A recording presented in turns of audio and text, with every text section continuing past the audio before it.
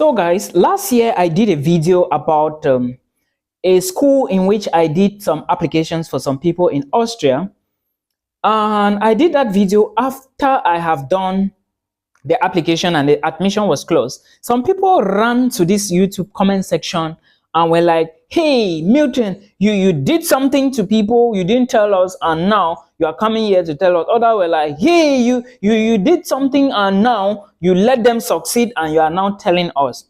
This is the reason why I'm here. There are still people asking me today if Nbcc is open for admissions. This is to tell you guys that people don't watch videos that much. I will just drop the information. Anybody that watch should take it. Now, this is what you should do in case Nbcc opens its door again for admissions. Remember, as we speak, it is closed. In case it opens again, this is what you should do. Note that when it's opening, I want to talk about some things that you should know. When Nbcc is opening, you need an application fee. The application fee is 100 Canadian dollars. In case it opens, please listen to the English language. It's like some people don't get the, I don't know, is my language not good? Please let me know in the comment section. Maybe my English language is not the best or better. I don't know. Some people, I don't know if they don't understand me. All right. Know that you need to apply for 2 programs. And for one application fee, 100 Canadian dollars. Somebody was telling me that it was $50. When I wanted to change, I noticed it was 100. It's $100. Remember, the tuition for Nbcc is like 4,350. In all, it's like 9,000 plus. But I was told, I read somewhere on the website that there was going to be a 1.2% increment in tuition fee, which means that maybe Nbcc is going to increase its tuition, but if they are to do that, they will tell you and it will appear on your offer letter and it will still be the cheapest in the entire Canada. I hope you understand. So this is the things you should know. Let me talk about the things you should know before it opens. First, the programs that may be available when it opens would be less. This is point number 1 you should note, would be less. All right. So I'm just telling you. 2, when it's opening again, the competition, the people that will flock the website would be many. And before you know, maybe you will be trying to submit your application and you'll be experiencing difficulties. But don't give up, because immediately you don't submit on time, before you come back, the portal will be closed. I'm telling you again, in case it opens. This is because we have a lot of people who want to move to Canada, but they are looking for cheaper options. Those of you going to Nbcc, remember the tuition is very affordable. And remember, your proof of funds is what is going to determine whether your proof of funds, proof of home ties, and of course, your letter of explanation. But even right now, as I speak to you, the cases of rejections I have seen are mostly proof of funds. All right, not even the issue of a letter of explanation or home ties, proof of funds. Yes, if you don't show proof of funds, that's the reason why I always advise people to go for cheaper options or go for 1-year programs, especially if you are from the broke community. So these are the things you need to put into consideration. Those of you applying for engineering programs, please check requirements before you apply.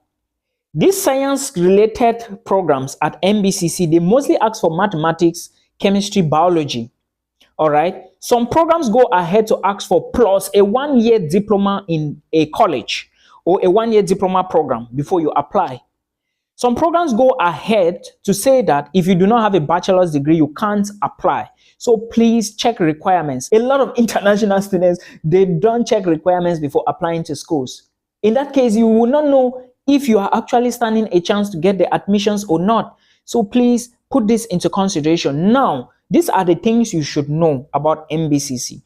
And remember, when they are opening this portal, they will monitor it. Let's assume that if the portal opens now, they might come back to the system the next day. Or if the portal opens now, they might put a restriction to say that we need just 30 students. Or they might set their system in such a way that as soon as the number of students apply that they need, the portal is going to close. So this is something you should put attention to. Now, when is the date that NBCC is going to open again? NBCC, according to the officials or the website, is going to open on the 13th. Am I correct? Which is Thursday. Looking at it, 13, which is Thursday, which means that breaking Thursday in Canada, 13. So you need to calculate when the 13, 12 a.m. in Canada on that 13 is your time in your home country. This is a secret I'm giving you now. So if you care, you go and relax. All right. Breaking Thursday, you should start clicking that website and checking it as fast as possible. Click every 2 minutes to check if it's open, because they might set their system in such a way that even if they are not in the office, the programs will open. Or they will decide that we will go to the office at 6 a.m. before we open the portal. I hope you are getting the trick. So make sure you monitor the portal. You are monitoring it because you want to just quickly, because as soon as they open it, in case it opens, they are going to put the list of the remaining programs. Not all the programs that were open before will come back again. I'm telling you, because some are already full. So the few that will be opening, they will open it, and then as soon as people apply, they will close the portals again, and that will be all for 2024. You will have to now start checking other schools and other colleges to see what is going to be available. In other videos, or in my other videos, I'm going to talk about some other universities that are open, some programs available for May 2025. For May 2024, sorry. You understand? Then remember, the advantage of NBCC is that you pay just 500 Canadian dollars. Then you apply for your visa. When you move, when you get your visa, there is a date you have to pay a tuition fee. There is somebody who is going to this college, to this same NBCC. I got the offer letter. All right. I don't think last time or how many months ago? So they have to pay her tuition now. I don't know if it's compulsory to pay the tuition. I'm going to ask the candidate, the student. You understand? But you need just $500 to get your visa, to pay to secure your position to get your visa. Then you move to Canada, you start paying the rest from there. So this is how it is.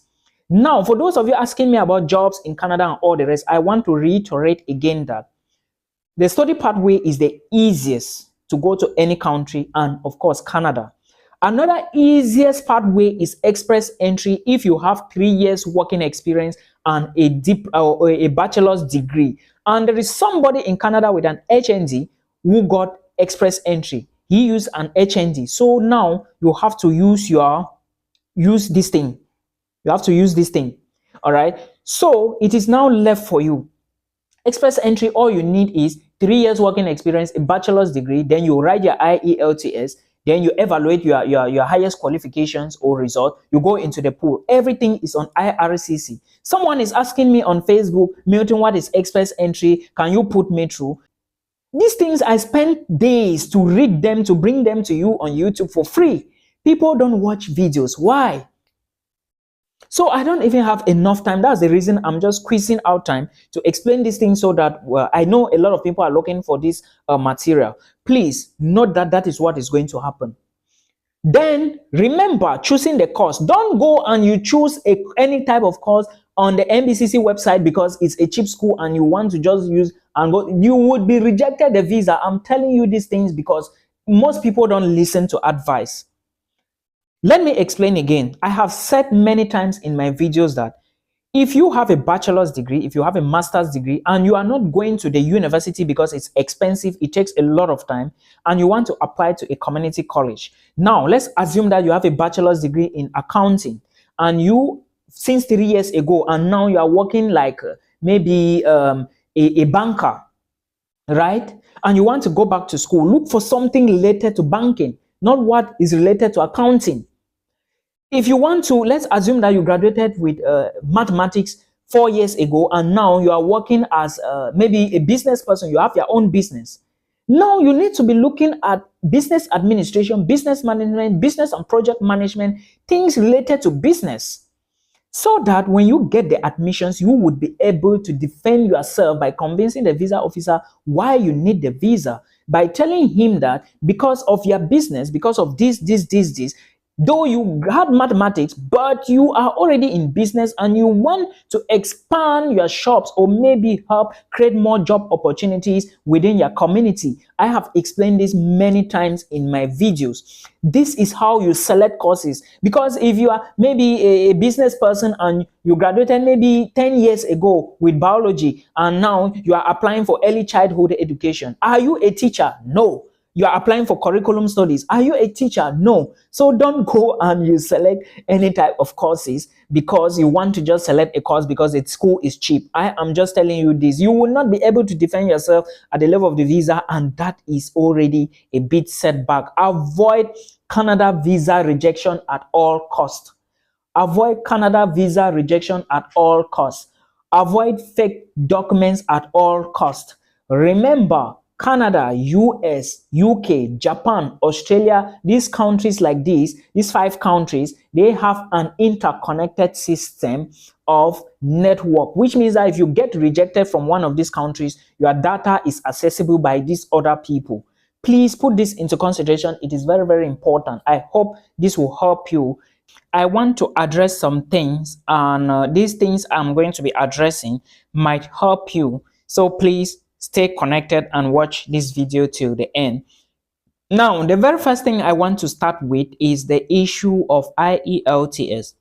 A lot of people have come to me and they are asking if IELTS is compulsory to study in Canada. First, I want to say that during the application process, there are a lot of schools in Canada you can apply without the IELTS. It just depends on you and the school you are selecting, and of course, the program you are selecting. This is the reason why I always say that when you go to a school website, make sure you pay attention to everything. Check the requirements, check the dates, check if there is application fee, and of course, check when the lectures is going to start and how much you need to pay as tuition deposit. This is bringing me back to the various institutions in Canada where you are going to be studying.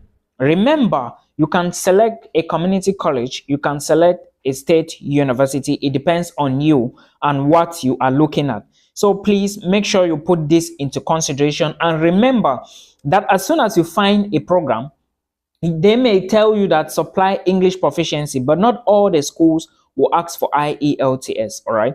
However, it is always good to have your IELTS with you, because sometimes the schools may not accept any other form of English proficiency, or they may not accept any other thing. For example, there are some schools that will say that if you have studied for the past 3 years in maybe a university or another degree program in English, then you should not submit IELTS. Some other schools will say that if your high school was in English, don't submit IELTS. Other schools will say that if you come from an English-speaking country like Nigeria, South Africa, Ghana, then you shouldn't submit IELTS. But in some cases, you will still need to verify. All right. So, but I want to tell you that if you are having difficulties applying to schools in Canada because of IELTS score, then you should check community college. A lot of community college will not ask you for the IELTS score. All right. So that is something you should put into consideration.